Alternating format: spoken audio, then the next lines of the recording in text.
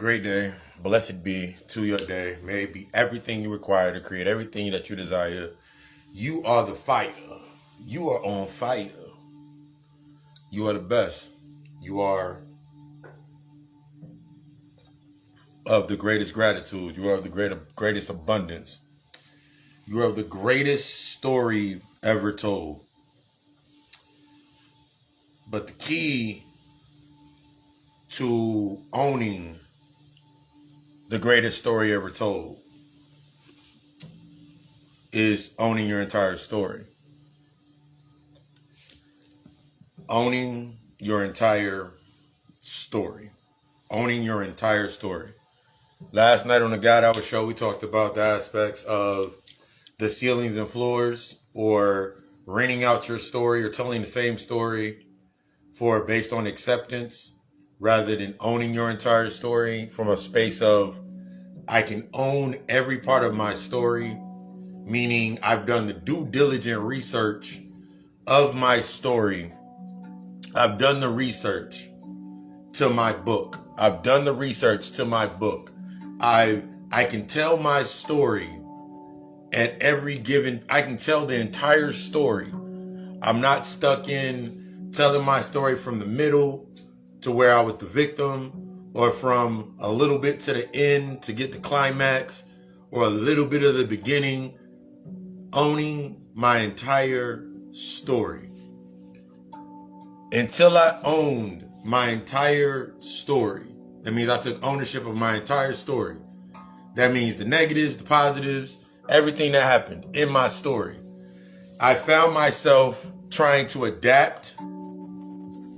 I found myself trying to adapt all the time. I found myself trying to adapt. I found myself trying to fit. And since I wasn't owning my story, when I didn't fit inside that space, guess what I would do? I would disown or disassociate with everything in that space. You don't understand my story. What I was really telling myself is I didn't understand my own story. You know how we're always getting to this shadow work, this LLC mentality, this ownership.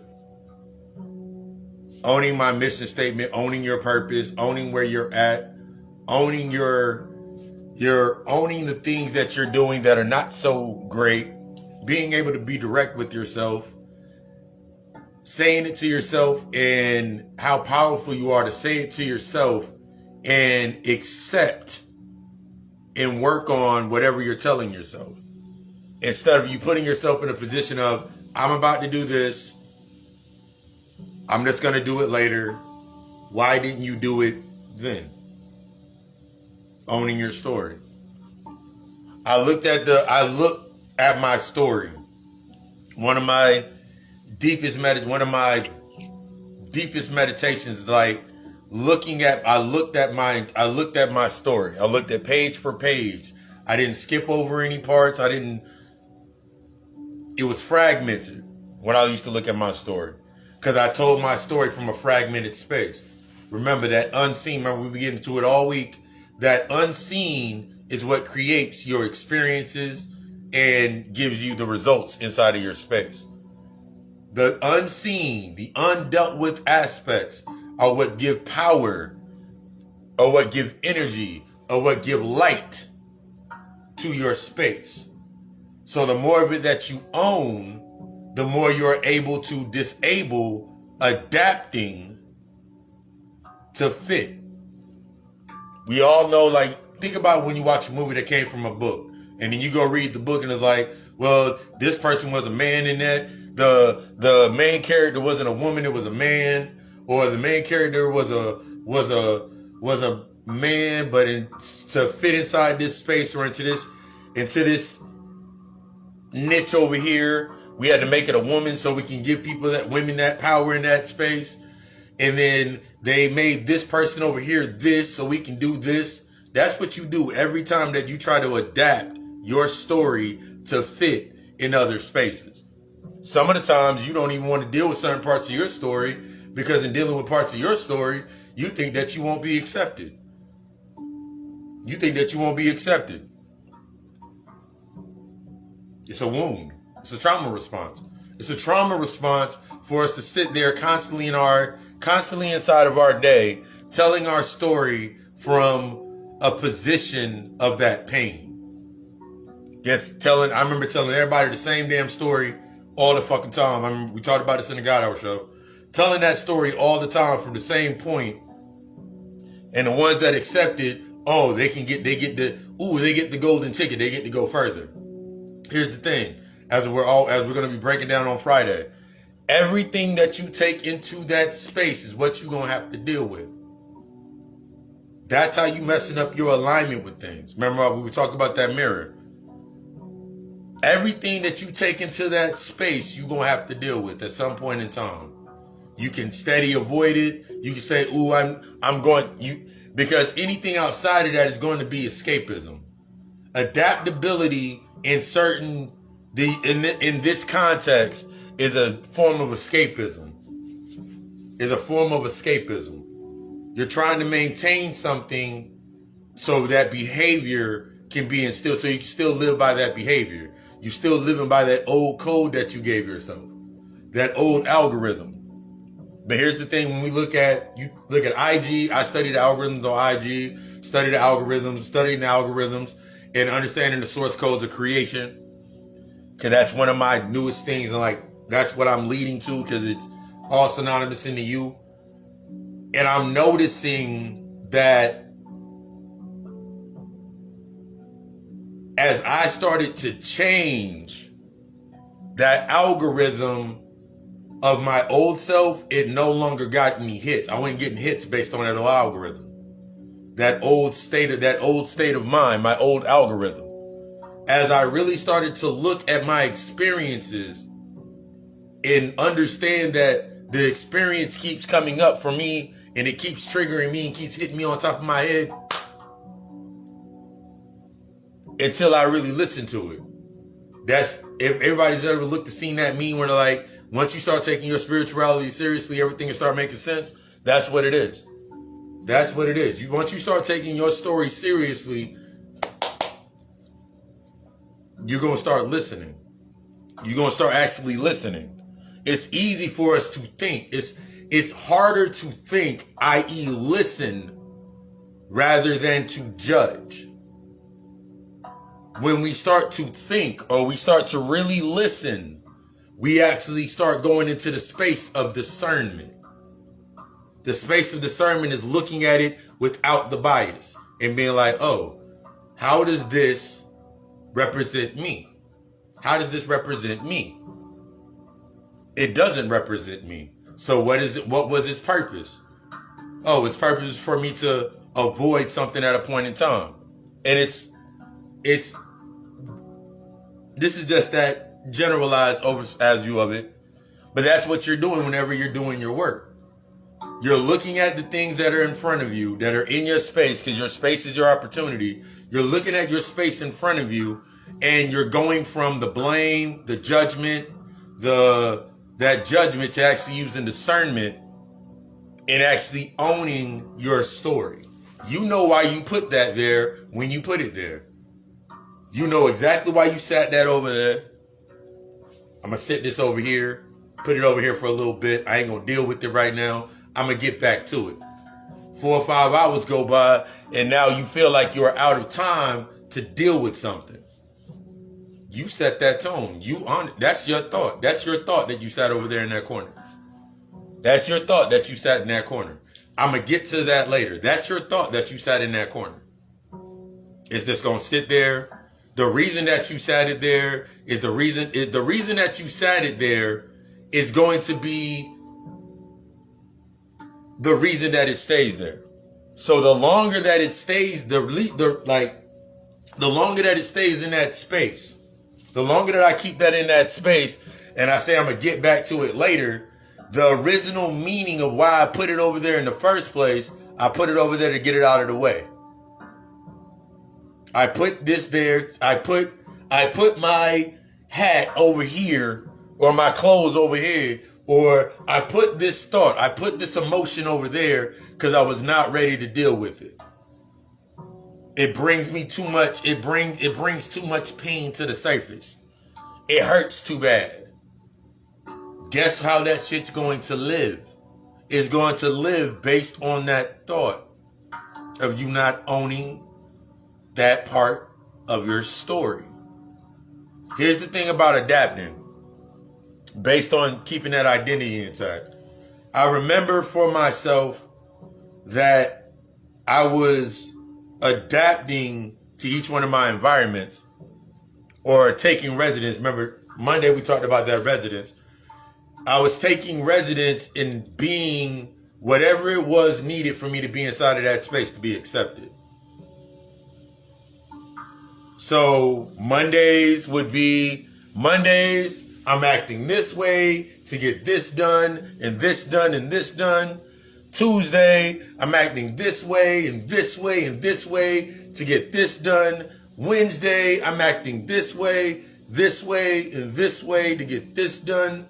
Thursday, Friday, Saturday, Sunday. And I will repeat this over and over again. Throughout my week, I would submit myself to whatever I needed to be in that space in order for me to benefit from that space. Here's the thing about that. We talked about these cycles. What happens when the cycle, what happens when in the season of your Monday, the season that you were reigning champ on Mondays in that space, what happened when that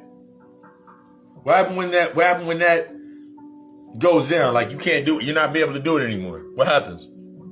What happens? What happens on Monday when you can't be Monday? What if you decided to be Tuesday on Monday?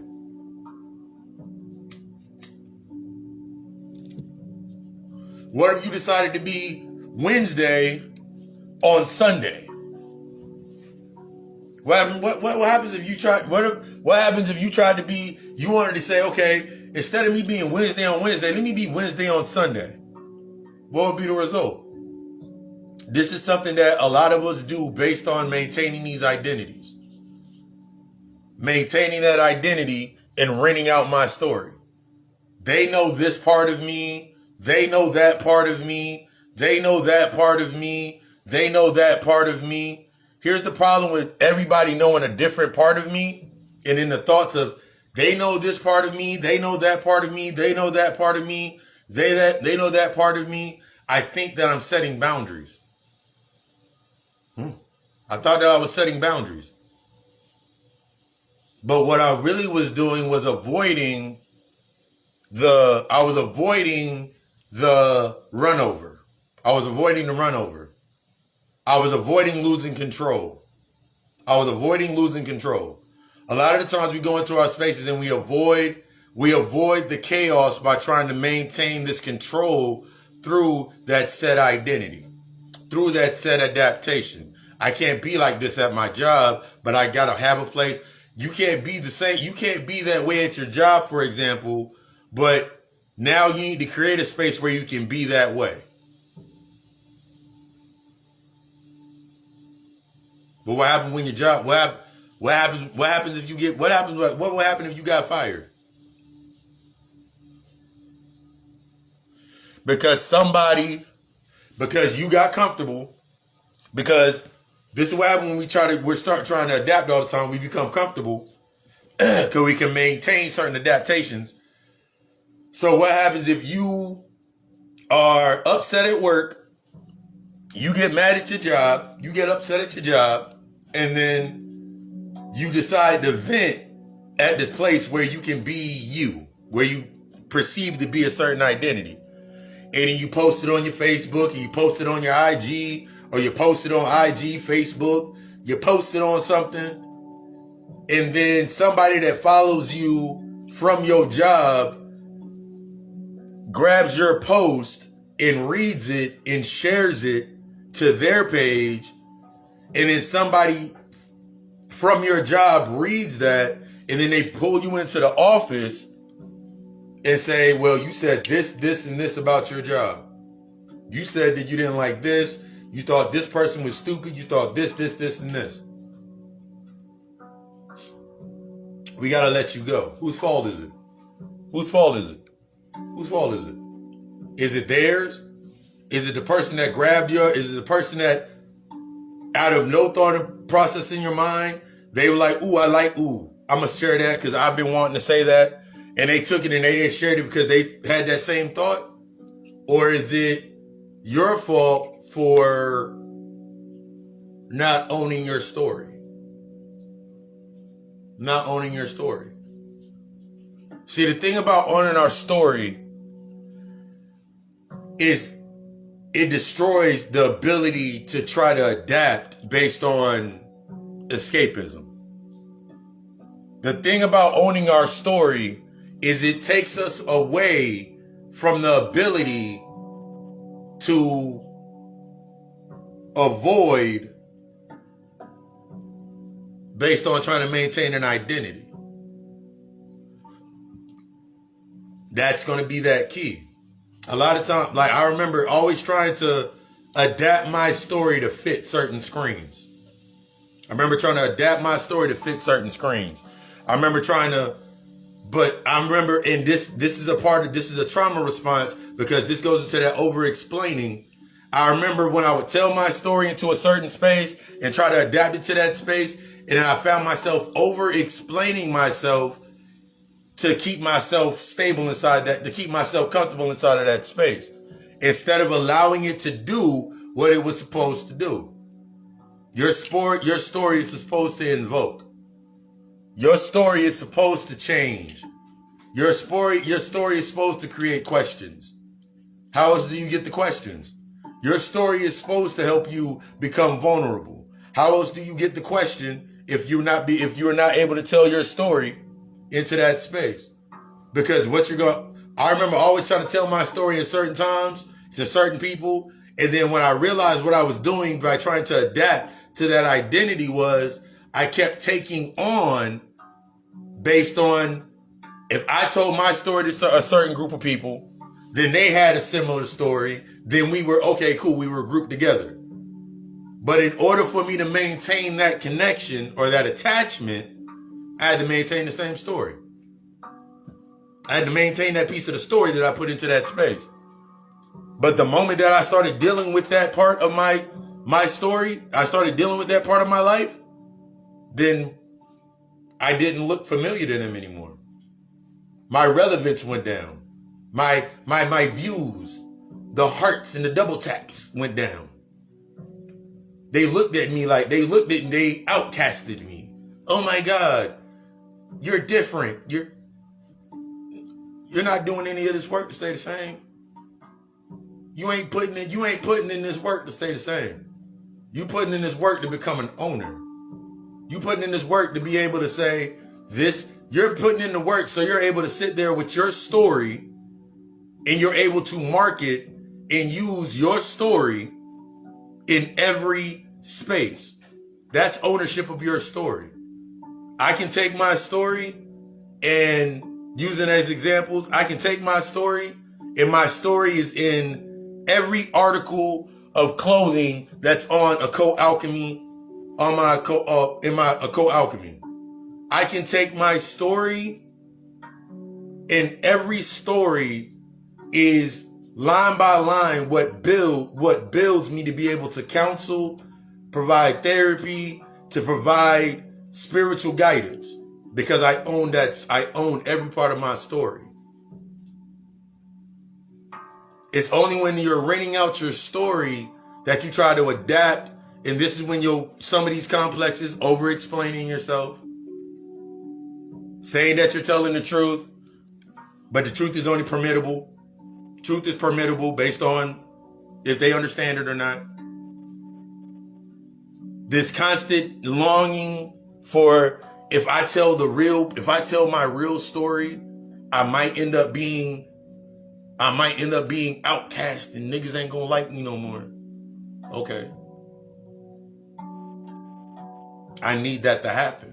I need that space in order for me to grow. Owning your story gives you the ability to grow. Only telling certain pieces of your story is always going to lead you to a point to where you're only going to be able to tell it in certain venues. You're only going to be able to go to certain spaces with the one part of the story that you keep telling, that little middle part, or the beginning part, or the little parts that you keep taking out. Regardless of your story, how you tell your story, when you tell your story, the perception will remain the same. Whether you tell the whole story, you don't tell the whole story, the perception that this person will have will remain the same. Regardless. Because they're going to go back and be like, well, so you see, in the beginning, when we gave you your job, you said this, and this, but then we later on went and found out about this, and this, and we were wondering why you didn't tell us about this up front on your story. Well, I didn't know. I was still dealing with some reactions. I didn't know how to deal with the reaction of being rejected based on that part of my story. I didn't want that to be the narrative that set the tone based on my works. And I put myself in that position a lot of times. The reason, like, going to work and being able to go so hard at work was because it was based on me avoiding some things or trying to maintain certain identities. But once I stopped trying to maintain those identities, I realized exactly I had everything that I needed inside my space. It was a detriment to myself. I was killing myself trying to maintain that identity instead of telling the story about how I got that identity in the first place. I still remember the first day when I told my mom that I sold drugs. My mom looked at me with this look on her face, like, because she was trying to compute it. She looked at me like, you did what? I was like, yeah, Mom, I used to sell weed and used to sell ecstasy pills. But after I started telling her the story, she was like, okay, that's enough. You did what you had to do. She looked at me weird for the next couple of weeks.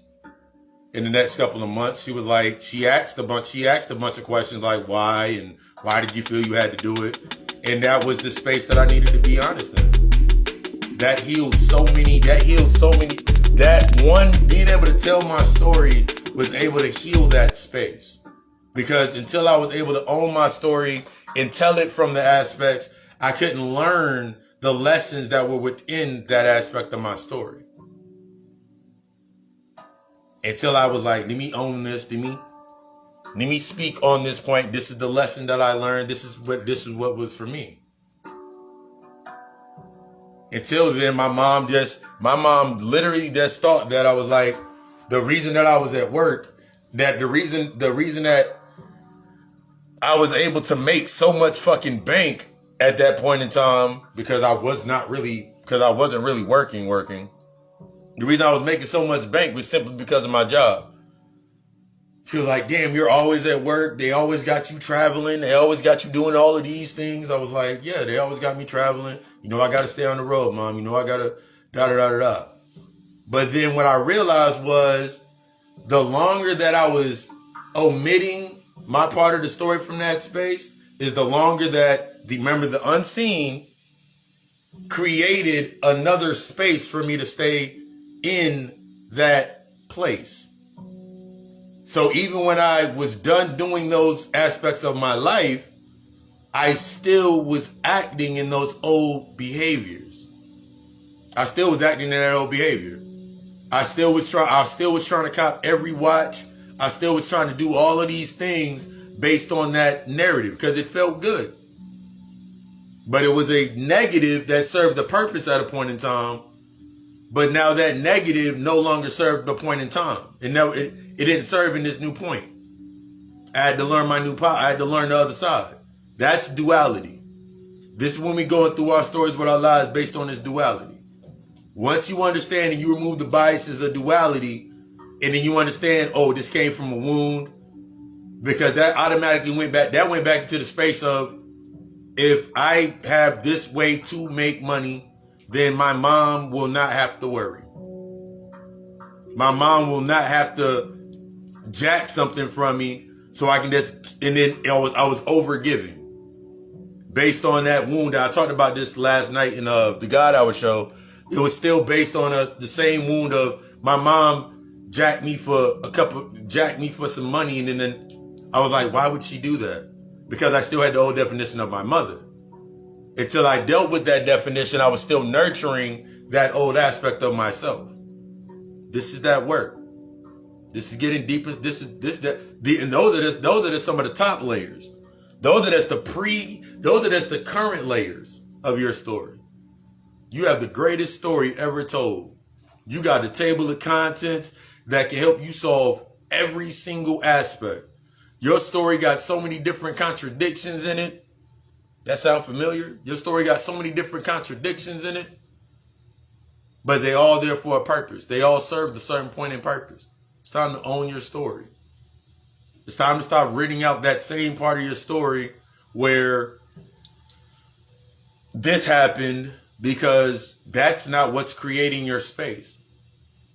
It's the stuff that you're not telling that's creating your space. Think about it like this. If I tell this one part of my story and I have you focused on this one part of my story, and then I'm still haven't dealt with the other parts, those are the things that I'm going to try to hide you from. That means I'm only providing based on the secret. If I tell this part, if I tell this part over and over and over again, they won't look for the other parts. But if that was true, why do I still feel the longing for them not seeing that part? It's because that's the part that's building my narrative.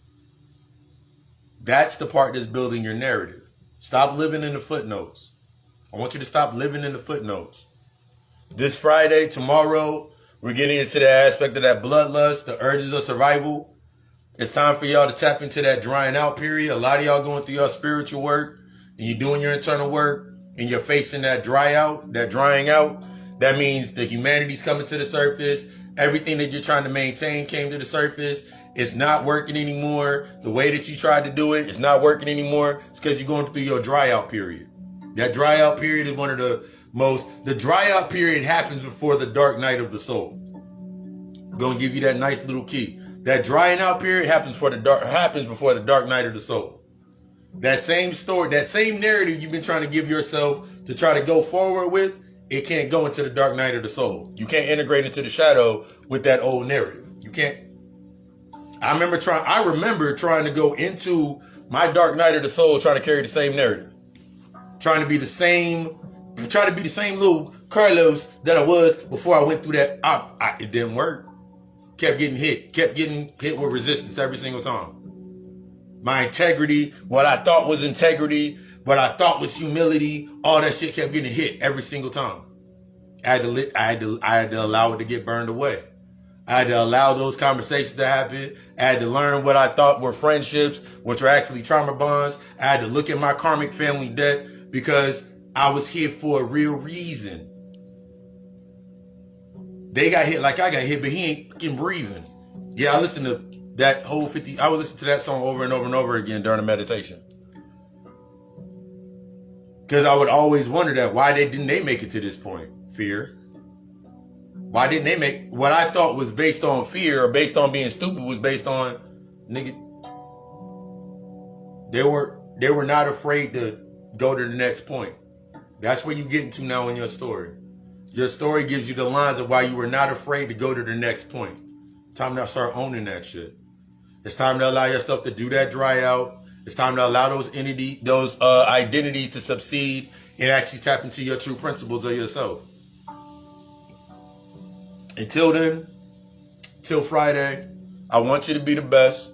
I desire you to be the best. I desire you to be fucking great. I desire you to stop being stuck in the lust, because lust is that adaptation, and it's being stuck in adaptation. Lust is being stuck in adaptation. Love is in that aspect of your honoring and you building. That's why it's so destructive. Love is a very destructive energy. It changes. It enforces change. It enforces growth. It enforces discomfort.